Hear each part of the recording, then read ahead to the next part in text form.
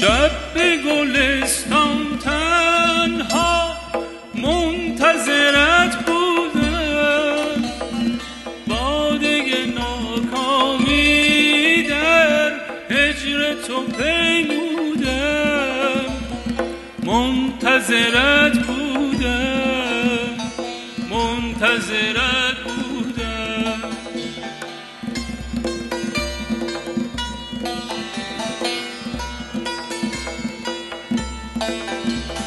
آن شب جان فرسا من بی تو نیاسودم، وه که شدم پیر از غم آن شب و فرسودم، منتظرت بودم، منتظرت بودم.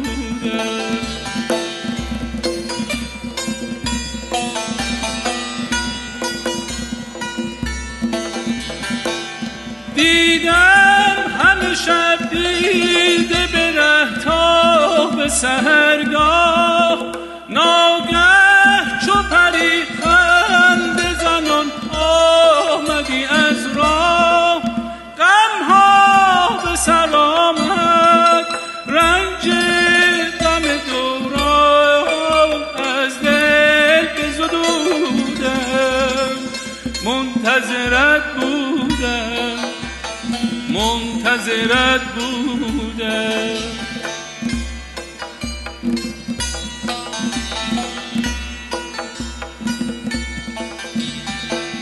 پیش گلها شاد و شیدا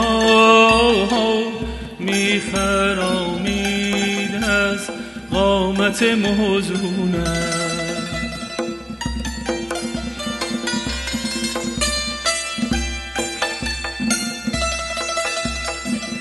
قصه دوران دیده تو از دل و جان من شده مفتونم، در آن عشق و جنون مفتون تو بودم، اکنون از دل من بشنو تو سرودم، منتظرت بودم، منتظرت بودم، منتظرت بودم، منتظرت بودم.